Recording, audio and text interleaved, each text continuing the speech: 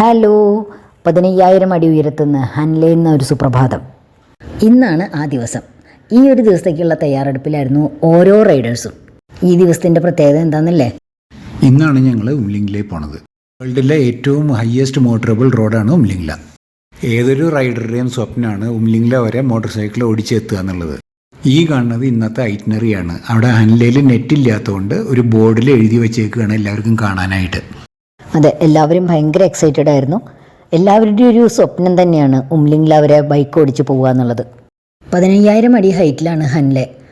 നല്ല തണുപ്പായിരുന്നു. അതുകൊണ്ട് തന്നെ രാത്രി ഉറക്കമൊക്കെ നല്ല കമ്മി തന്നെയായിരുന്നു.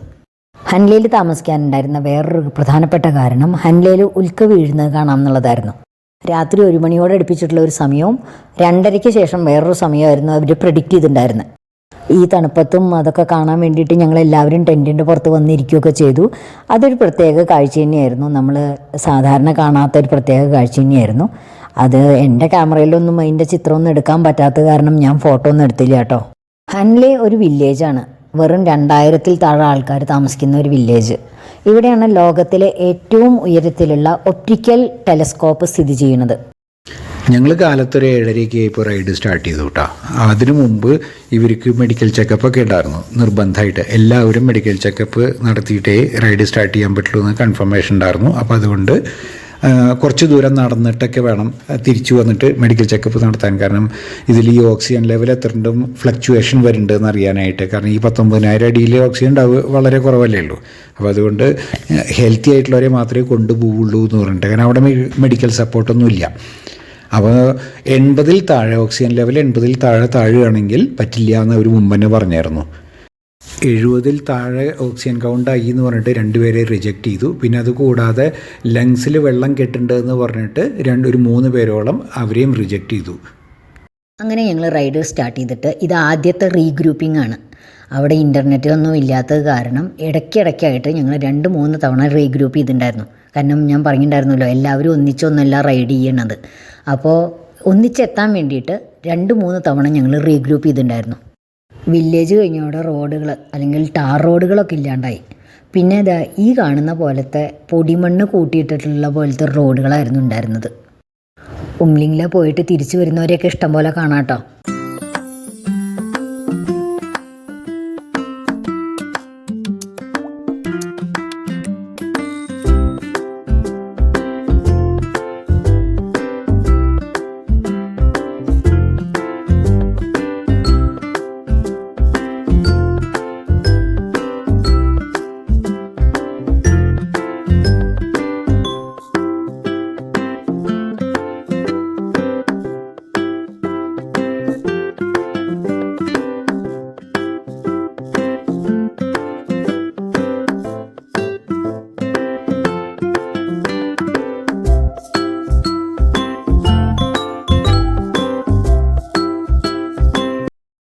തിരിച്ചു പോണവരൊക്കെ ഭയങ്കര സന്തോഷത്തിൽ കൈയൊക്കെ പൊക്കി കാണിച്ചിട്ടാണ് പോയിണ്ടായിരുന്നത്.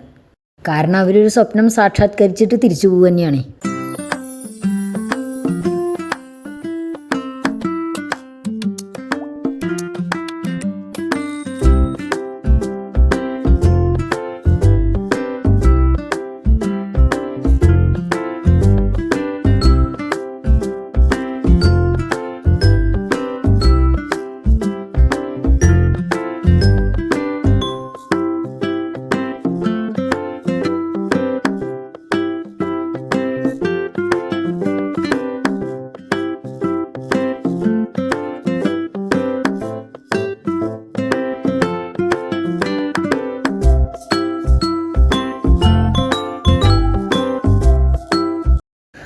ഞങ്ങളുടെ ഫോട്ടോഗ്രാഫേഴ്സ് ഫോട്ടോ എടുക്കാൻ നിൽക്കുന്നതാണ് കേട്ടോ അത്.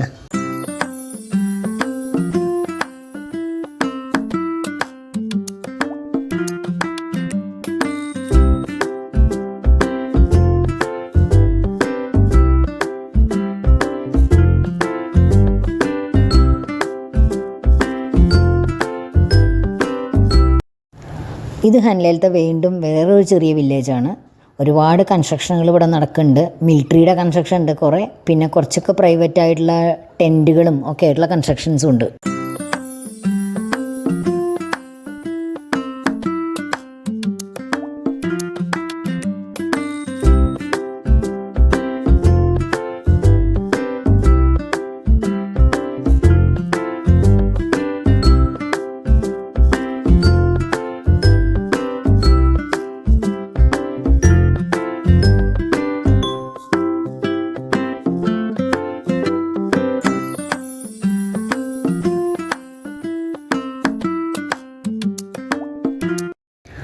ഇവിടെ വീണ്ടും ഞങ്ങൾ റീഗ്രൂപ്പ് ചെയ്യാൻ വേണ്ടി നിർത്തിയതാണ്.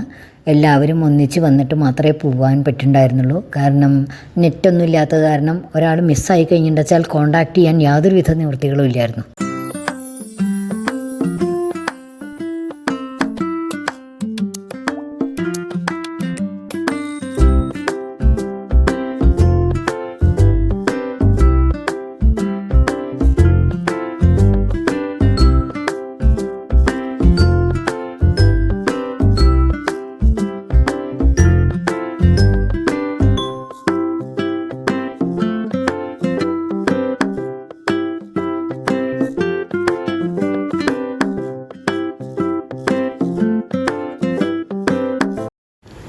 ഈ കാണുന്ന സ്ഥലമാണ് കേട്ടോ ശരിക്കും നല്ല ടെസ്റ്റിംഗ് ആയിട്ടുള്ളൊരു ഏരിയ ഉണ്ടായിരുന്നത് ഞങ്ങളുടെ ഈ ട്രിപ്പിൽ ആദ്യത്തെ, അങ്ങനെ പറയണമല്ലോ. ഇതിലെന്താണെന്ന് വെച്ച് കഴിഞ്ഞാൽ ഒരുപാട് ദൂരം എന്ന് പറഞ്ഞാൽ നോക്കത്താത്ത ദൂരം ഇങ്ങനെ പരന്ന് കിടക്കണ ഒരു സ്ഥലമാണ്. ചരലുണ്ട്, പല സ്ഥലത്ത് ചരലുണ്ട്. നിങ്ങൾക്ക് കാണാൻ ഇവിടെ മണലുണ്ട്. വണ്ടി എങ്ങടാ പോവുക, നമ്മൾ വിചാരിക്കണോടത്തേക്കൊന്നുമല്ല വണ്ടി പോവുക, വണ്ടി പോകണോടത്തേക്ക് അങ്ങോട്ട് പോവുക എന്നുള്ളത് മാത്രമേ പറ്റുള്ളൂ. ഇതിൽ യാതൊരു അടയാളവും ഇല്ല, വണ്ടി പോയിട്ടുള്ള ട്രാക്ക് നോക്കി മാത്രം പോകാനേ പറ്റുള്ളൂ. അപ്പോൾ അവർ പ്രത്യേകം പറഞ്ഞു തരുന്നത് എന്താണെങ്കിൽ ഇപ്പം നിങ്ങൾക്ക് ഈ ക്യാമറയിൽ കാണില്ല, ഒരുപാട് ദൂരെ ഈ പണ്ടത്തെ മയിലുകുറ്റി മാതിരി അല്ലെങ്കിൽ നമ്മളെ സർവേ കല്ല് മാതിരി ഓരോ കുറ്റികൾ അടിച്ചു വെച്ചിട്ടുണ്ടാകും ഒരുപാട് അകലത്തിൽ. ആ കുറ്റി നമ്മളുടെ ലെഫ്റ്റ് സൈഡിൽ ആവണം, ആ കുറ്റിയുടെ ഇടത്തെ സൈഡിലേക്ക് നിങ്ങൾ ഒരിക്കലും പോകരുത് എന്നുള്ളത് മാത്രമേ ഉള്ളൂ. അങ്ങനെ ഒരു അടയാളം മാത്രമേ ഉള്ളൂ. ഇപ്പോൾ ഇങ്ങനെ കാണാം, ഇങ്ങനെ എത്ര ദൂരം അല്ലെങ്കിൽ എത്ര മണിക്കൂർ ഞങ്ങൾ ഓടിച്ചു എന്നുള്ളത് യാതൊരു ഐഡിയ ഇല്ല. അങ്ങനത്തെ ഒരു സ്ഥലമാണ് ഇപ്പോൾ ഇത്. ഇത് ഞങ്ങളുടെ മൂന്നാമത്തെ റീഗ്രൂപ്പിംഗ് ആയിരുന്നു. വീണ്ടും എല്ലാവരും കൂടി ഒത്തുകൂടി എല്ലാവരും വരാൻ വേണ്ടിയിട്ട് കാത്തു നിന്നു. അത് കഴിഞ്ഞിട്ട് ഞങ്ങൾ വീണ്ടും യാത്ര തുടർന്നു. ദൂരെ കാണുന്ന കറുത്ത മല്ലില്ലേ, അത് ക്രോസ് ചെയ്ത് മറ്റേ സൈഡിലേക്ക് കിടക്കുകയാണ് ഞങ്ങൾക്ക് വേണ്ടത്. ഇതേപോലത്തെ റോഡ് തന്നെയായിരുന്നു. കണ്ടു കഴിഞ്ഞാൽ നിങ്ങൾക്കറിയാൻ പറ്റുന്നുണ്ടാവും, പൊടിമണ്ണായിരുന്നു ഇവിടെ മുഴുവൻ, കറുത്ത ഒരു തരം പൊടിമണ്ണ്. വണ്ടി കൺട്രോൾ ചെയ്യാൻ എളുപ്പമായിരുന്നില്ല. പല ആൾക്കാരും വീഴുണ്ടായിരുന്നു. ഞാനൊക്കെ പകുതി സമയം ഇറങ്ങി നടക്കുകയാണ് ചെയ്തത്. കാരണം പില്ലിയൻ റൈഡറും കൂടിയും വെച്ചിട്ട് വണ്ടിയിൽ ഓടിക്കൽ എളുപ്പമായിരുന്നില്ല, പ്രത്യേകിച്ച് ഞങ്ങളുടെ വണ്ടി.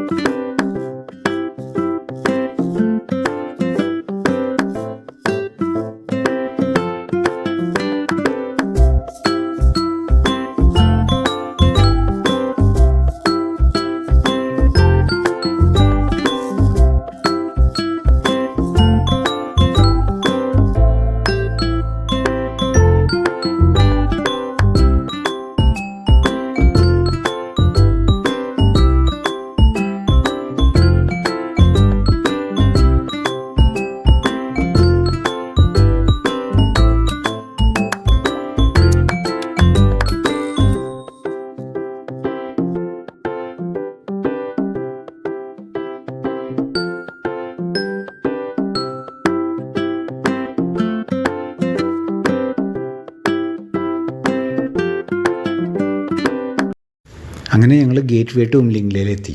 ഇവിടുന്നാണ് ഉംലിംഗ്ലയിലേക്കുള്ള റൈഡ് ശരിക്കും സ്റ്റാർട്ട് ചെയ്യണത്. ഞങ്ങളുടെ ലാസ്റ്റ് റീഗ്രൂപ്പിംഗ് പോയിൻ്റ് ആയിരുന്നു ഇത്.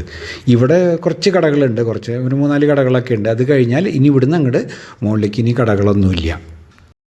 ഇവിടെ നോക്കിക്കഴിഞ്ഞാൽ വെൽക്കം ടു ഉംലിംഗ്ല എന്നുള്ളതും അതേമാതിരി welcome to highest motorable road in the world എന്നൊക്കെയുള്ള ബോർഡുകൾ കാണാം. ഇവിടുന്ന് റൈഡ് സ്റ്റാർട്ട് ചെയ്യുന്നതിന് മുമ്പ് ലീഡ്സ് വളരെ കൃത്യമായിട്ട് പറഞ്ഞായിരുന്നു. അതായത് ഉംലിംഗ്ലയിൽ എത്തിക്കഴിഞ്ഞാൽ പലർക്കും ശ്വാസം മുട്ടും അതിൻ്റെ ആയിട്ടുള്ള ബുദ്ധിമുട്ടുകൾ ഉണ്ടാവാൻ ചാൻസ് ഉണ്ട്.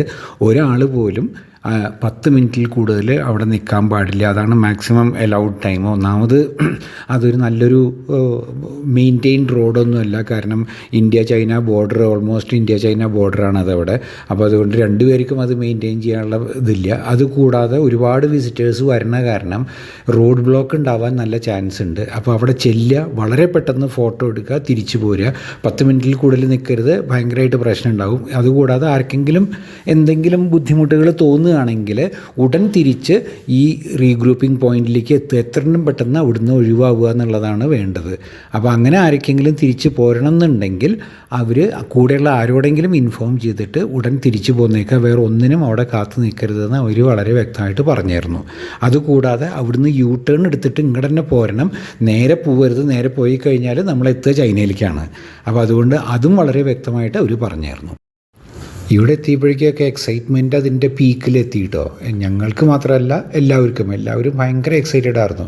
കാരണം റോയൽ എൻഫീൽഡിൻ്റെ റൈഡിലെ അവർ പറയണ ബക്കറ്റ് ഐറ്റം എന്ന് പറയുന്നത് ഉംലിംഗ്ലെയാണ്. പിന്നെ ഞാൻ മുമ്പ് പറഞ്ഞ മാതിരി ഏതൊരു റൈഡറിൻ്റെയും സ്വപ്നം എന്ന് പറഞ്ഞു കഴിഞ്ഞാൽ ഉംലിംഗ്ലയിൽ ബൈക്ക് ഓടിച്ച് പോവുക എന്നുള്ള, അല്ലെങ്കിൽ ഉംലിംഗ്ലയിൽ ബൈക്ക് ഓടിച്ച് എത്തുക എന്നുള്ളതാണ്. അപ്പോൾ ആ ഒരു സ്വപ്നത്തിലേക്കാണ് ഞങ്ങളിപ്പോൾ പോയിക്കൊണ്ടിരിക്കുന്നത്. കംപ്ലീറ്റ്ലി എക്സൈറ്റഡ് എന്ന് പറഞ്ഞു കഴിഞ്ഞാൽ സൂപ്പർ എക്സൈറ്റഡ്.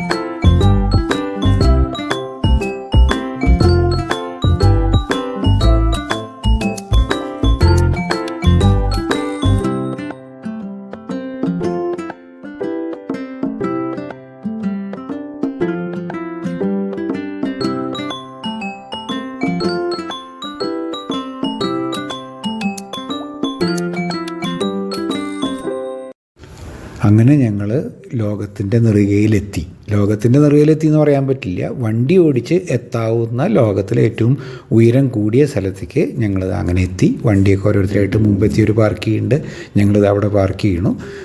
ഇപ്പം ഉണ്ടാവുന്ന ഒരു സന്തോഷം അല്ലെങ്കിൽ ആ ഒരു ഫീലിംഗ് എന്താണെന്ന് പറയാൻ പറ്റില്ല. അത്രയും ഒരു ഭയങ്കര ഒരു ഫീലിംഗ് ആണത്. അങ്ങനെ വണ്ടി ഓടിച്ച് അവിടെ എത്തി. ഇനി ഞങ്ങളുടെ ഫോട്ടോഷൂട്ടാണ്. രമേശേട്ടൻ പറഞ്ഞ പോലെ ആ ഒരു എക്സൈറ്റ്മെൻറ്റ് നമുക്ക് പറഞ്ഞറിയിക്കാൻ പറ്റാത്തത് തന്നെയായിരുന്നു. അവിടെ മഞ്ഞ് വീഴുണ്ടായിരുന്നു, പക്ഷെ അതൊന്നും വഴക വയ്ക്കാതെ ഞങ്ങളെല്ലാവരും ഫോട്ടോ എടുക്കാനൊക്കെ അവിടെ നിന്നു. തൊലിയിൽ തൊപ്പിയൊക്കെ ഊരാൻ ഭയങ്കര മടി തന്നെയായിരുന്നു. രമേശേട്ടൻ ഹെൽമറ്റും കൂടി മാറ്റാതെ ഞങ്ങളുടെ കൂടെ ഉണ്ടായിരുന്ന ഒരാൾ ഹെൽമറ്റ് മാറ്റാൻ നിർബന്ധിച്ച് മാറ്റിയിട്ടൊക്കെയാണ് ഫോട്ടോ എടുത്തിട്ടുണ്ടായിരുന്നത്. അവിടെ തിരക്കുണ്ടാക്കിയത് ഞങ്ങൾ തന്നെയാണ് കേട്ടോ. ഞങ്ങൾ 100-ൽ അധികം ആൾക്കാർ അവിടെ ഉണ്ടായിരുന്നു. കൂടാതെ ഏറ്റവും അധികം അവിടെ കണ്ടതുണ്ടായിരുന്നത് മലയാളികളെ തന്നെയാണ്. അത് കഴിഞ്ഞിട്ട് ഞങ്ങളുടെ ടീമിൻ്റെ ഒരു ഗ്രൂപ്പ് ഫോട്ടോ കൂടി എടുത്തിട്ടുണ്ടായിരുന്നു അവിടെ വെച്ചിട്ട്. ഇതാണ് ആ ഫോട്ടോ, ഞങ്ങൾ 100-ൽ പരം ആൾക്കാരുടെ ഫോട്ടോ. അത് കഴിഞ്ഞ് ഉടൻ തന്നെ ഞങ്ങൾ തിരിച്ചിറങ്ങി. ഞങ്ങൾ വിചാരിച്ചത് ഏറ്റവും ആദ്യം തിരിച്ചു പോരുന്നത് ഞങ്ങളായിരിക്കും എന്നുള്ളതാണ്.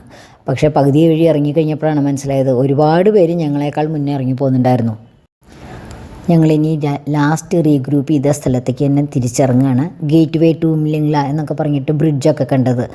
ഫുക്കെ ബ്രിഡ്ജ് എന്നാണ് ആ ബ്രിഡ്ജിൻ്റെ പേര്, ആ സ്ഥലത്തിൻ്റെ പേര്. അവിടേക്ക് തന്നെ ഞങ്ങൾ തിരിച്ചിറങ്ങുകയാണ്. അവിടെയാണ് ഞങ്ങൾക്ക് ലഞ്ച് അറേഞ്ച് ചെയ്തിട്ടുണ്ടായിരുന്നത്. വീണ്ടും ഫുക്കെ ബ്രിഡ്ജിൻ്റെ അവിടെ എത്തി ഭക്ഷണം കഴിച്ച് വീണ്ടും ഞങ്ങൾ വന്ന വഴിയെ തന്നെ തിരിച്ചു പോയി.